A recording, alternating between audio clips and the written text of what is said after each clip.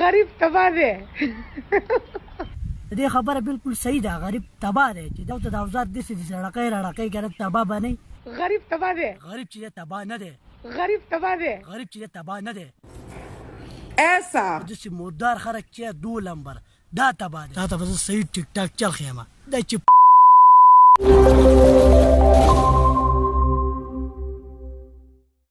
په ټولو زه سلام کوم. د سلام نه پس زبان نن ویډیو چې ده که نه په زیباغولې پسې ده.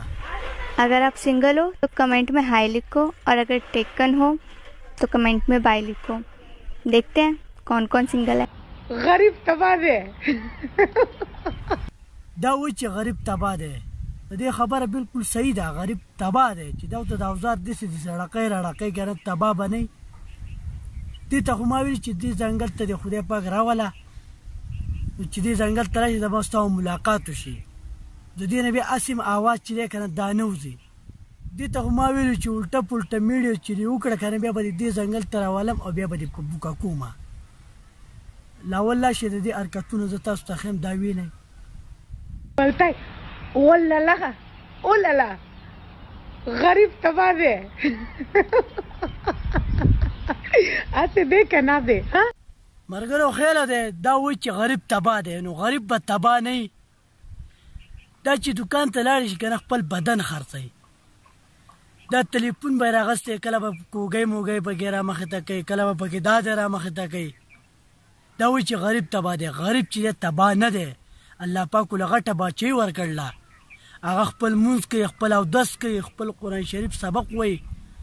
داسې بې علماده او داسې بې غیرت او داسې مردار خلک چې دو لمبر دا تباه دی. ملګرو اوس په ډېر خلک راپاڅېږي چې او دا به وایي چې د دې میډیو چې ده که نه غلطه نه ده او نه غلطه میډیو کوي. هر کله ملګرو تاسو ته پته ده چې شیطاني حرکت چې دی که نه هغه د څه نه جوړېږي؟ هغه د دې نه جوړېږي چې لکه مثال په طور لکه کوږی موږی شوه، داسې دا بدن شو شونډې شوې، هغه د چې دی که نه هغه د دې نه جوړېږي. هغه چې دی که نه دې هر څه دې خلکو ته خول دي. اسلام کې چې دی که نه اسلام کې دا نشته چې ته خپل مخ کاره کړه. زه د خپلو ملګرو ته هم ویم د خپلو وروڼو ته هم ویم چې لکه خپل ایمان چې دی هغه تازه کوئ. د داسې غلطو خلکو چې دی که نه ملګرتیا او سپورټ مه کوئ. غوره هر سړی راځي او په پښتنو باندې چې دی که نه ځان ټیلوي. دا پښتانه نه ده، دا افغانستان والا ده. روسۍ ده که روسۍ ده دغه شی دی. اوس به ډېر خلک راپاسي چې دې خو دا خبره نه ده کړې چې زه پښتانه یم. بلکل دا خبره دې نه ده کړې چې د پښتنو په ګانو باندې دا ځانه ټیپین میډینګ دا کوي او بیا نیټ له ورکوي او دا چل کوي او دا چل کوي او دا کوږی موږی.